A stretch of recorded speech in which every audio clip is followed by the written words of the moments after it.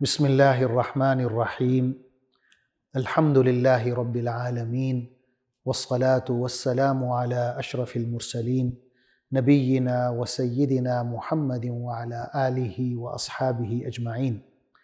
ناظرین السلام علیکم۔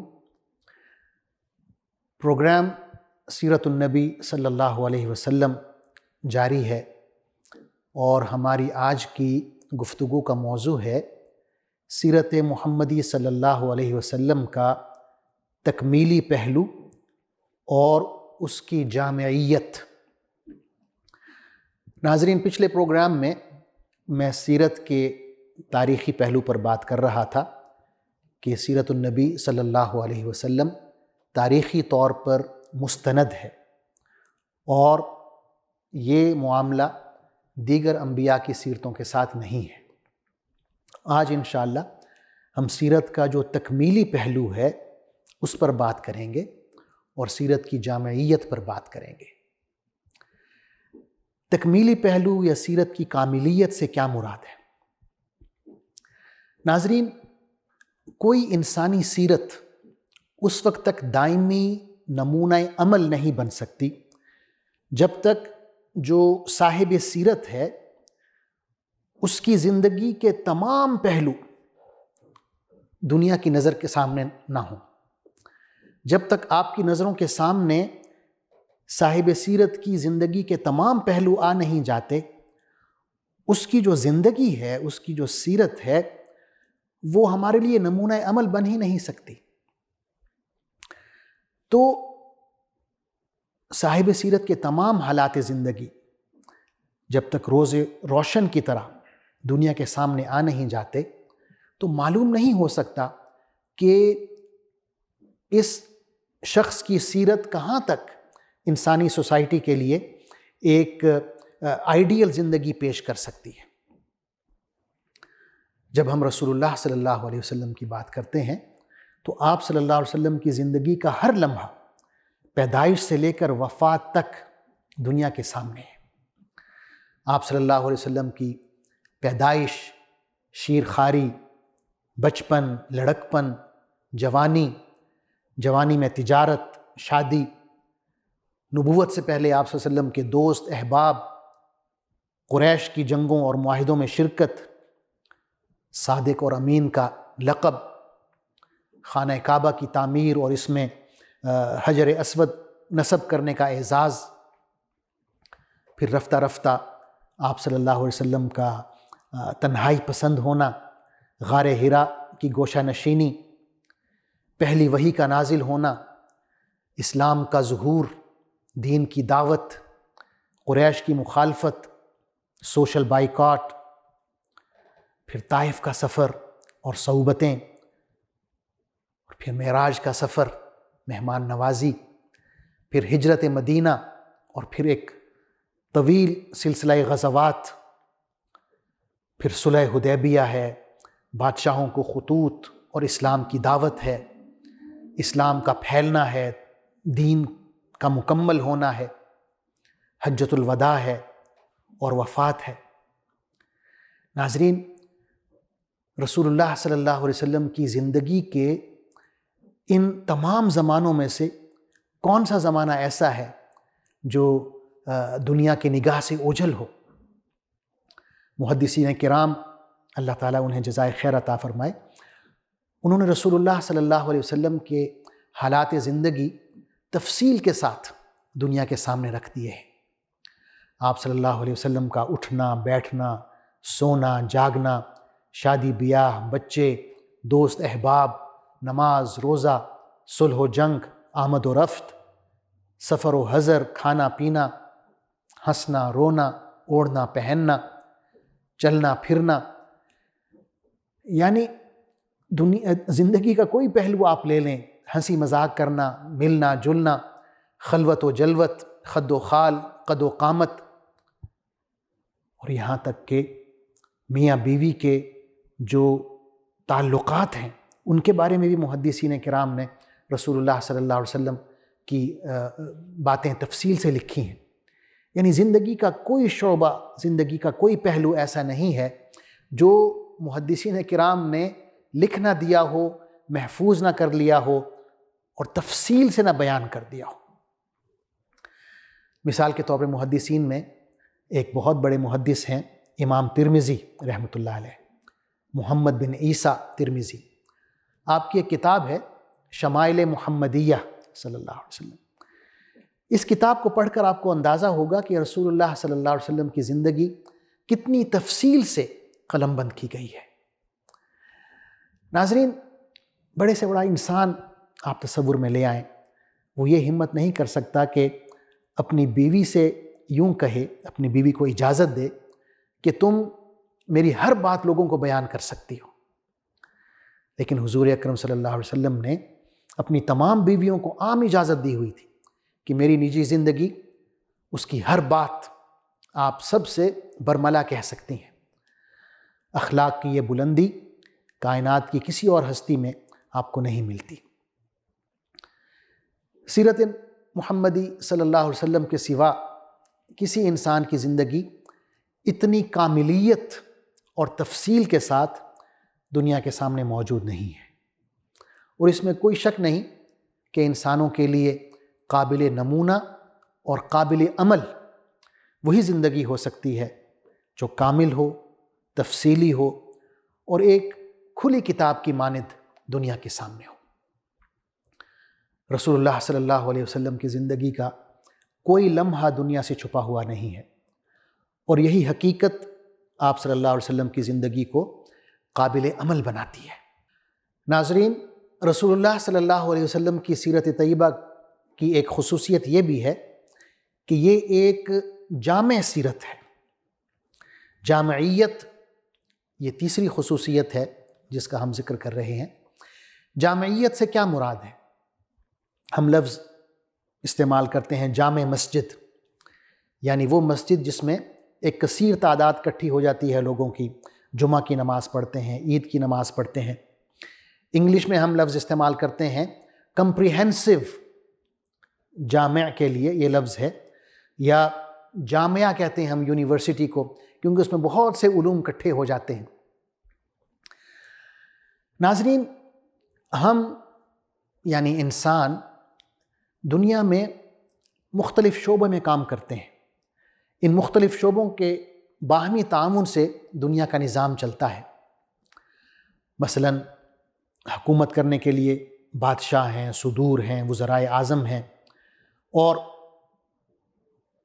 جن پر حکم چلایا جاتا ہے وہ عوام ہیں۔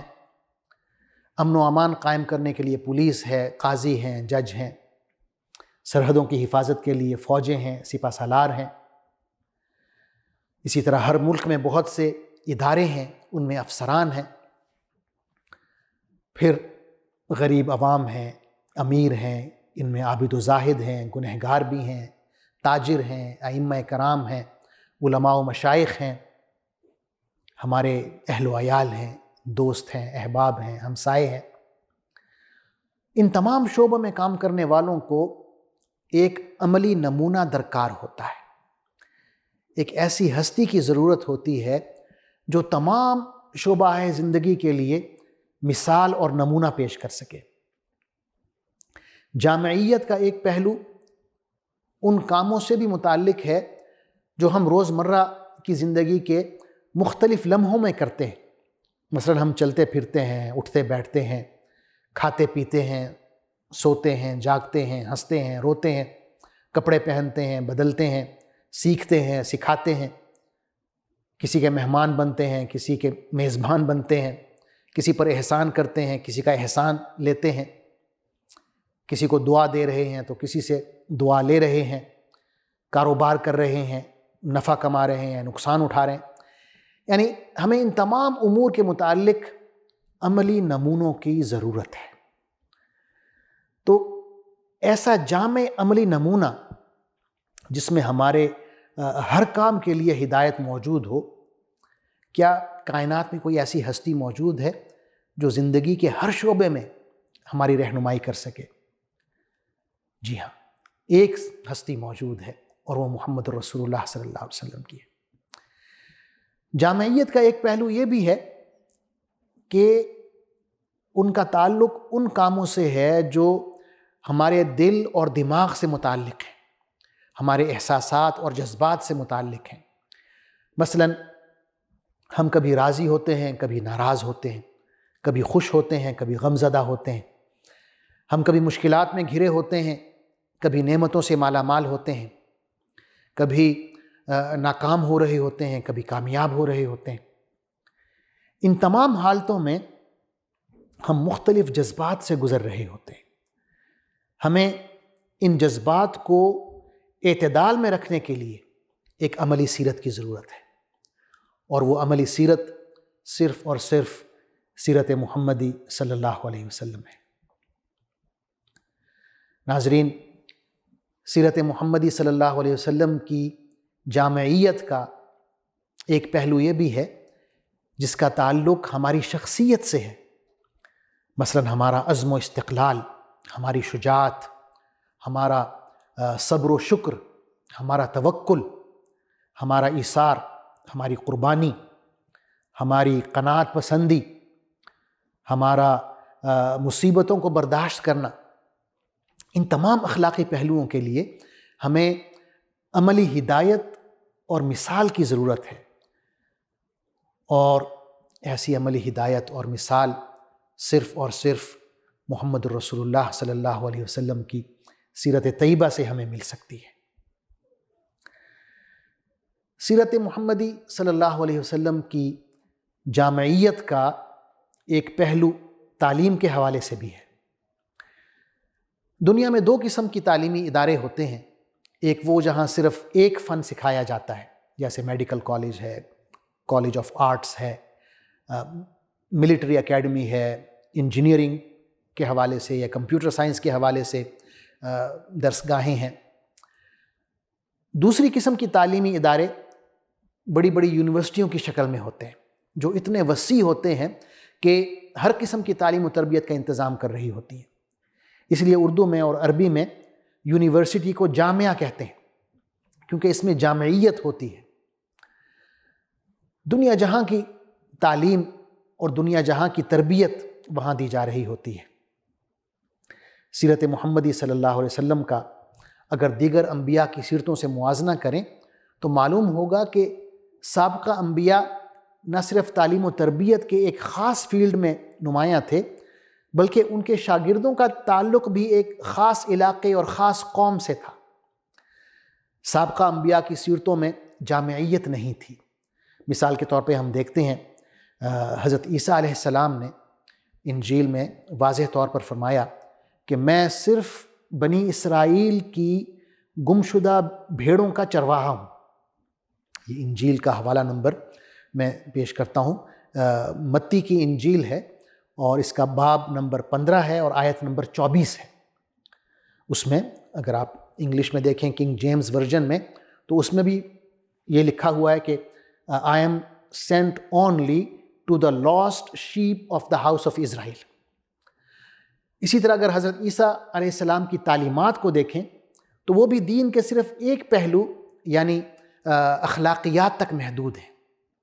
دیگر انبیاء کی تعلیمات بھی محدود ہیں، وہ علاقے جہاں انبیاء کو بھیجا گیا اور وہ لوگ جن کی طرف انبیاء کو بھیجا گیا سب محدود نوعیت کے ہیں۔ اب سیرت محمدی صلی اللہ علیہ وسلم کی طرف دیکھیں، یہاں دین و دنیا کا آپ کو ایک حسین امتزاج ملے گا۔ یہاں عقائد ہیں، عبادات ہیں، اخلاق ہیں، معاملات ہیں، اور سب پر توجہ دی جا رہی ہے اور انہیں درست کیا جا رہا ہے۔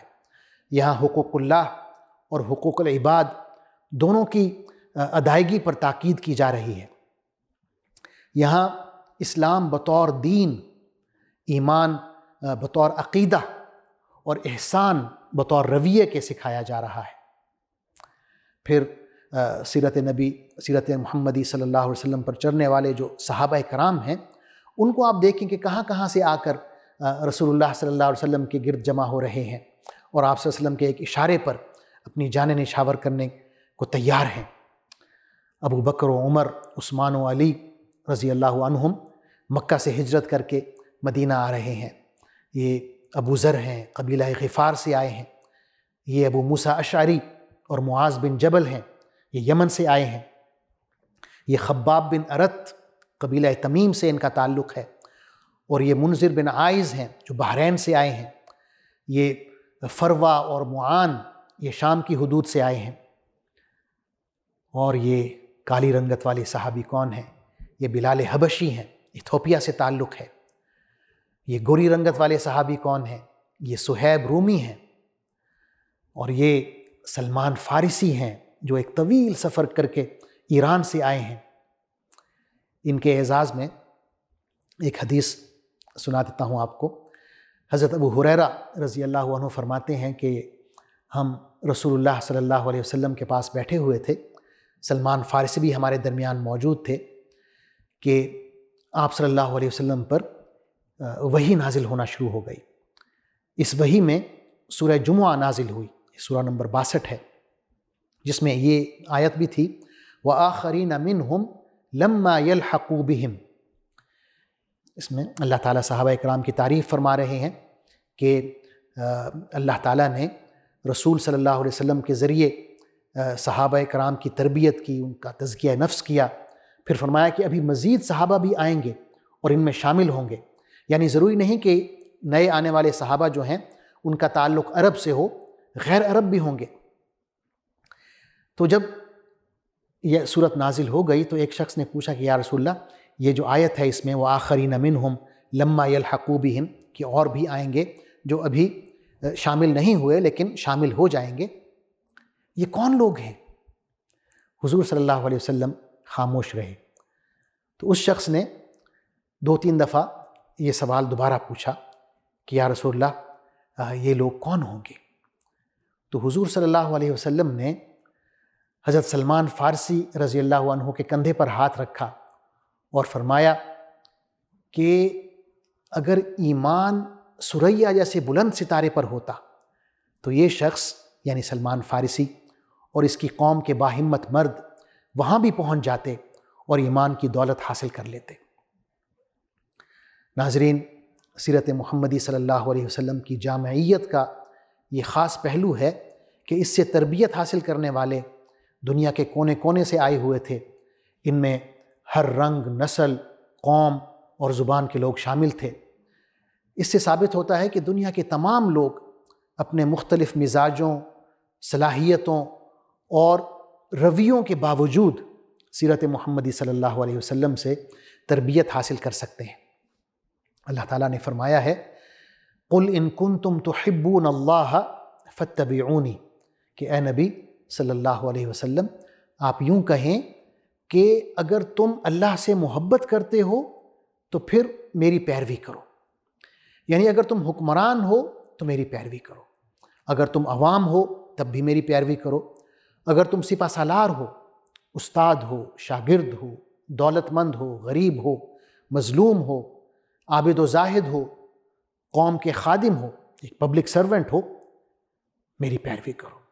یعنی تم کسی بھی نیک راہ پر گامزن ہو اور اس کے لیے تمہیں بلند سے بلند اور عمدہ سے عمدہ نمونہ چاہیے، مثال چاہیے، تم میری پیروی کرو، تمہیں نمونہ ملے گا، مثال ملے گی۔ کیونکہ یہ حقیقت ہے کہ زندگی کے ہر شعبے میں بہترین ہدایت صرف اور صرف سیرت محمدی صلی اللہ علیہ وسلم سے ہی ہمیں مل سکتی ہے۔ عزیزان گرامی، ہمارا آج کا پروگرام سیرت نبوی کی کاملیت اور جامعیت کے حوالے سے تھا۔ ہمارا اگلا پروگرام انشاءاللہ سیرت النبی صلی اللہ علیہ وسلم کی عملیت یعنی سیرت کی پریکٹیکیبلٹی کے اوپر ہوگا کہ سیرت النبی صلی اللہ علیہ وسلم کس قدر قابل عمل ہے اور کتنی آسانی سے ہم انہیں اپنی زندگیوں پر نافذ کر سکتے ہیں۔ تب تک کے لیے اجازت دیجیے، بہت شکریہ، والسلام علیکم ورحمۃ اللہ وبرکاتہ۔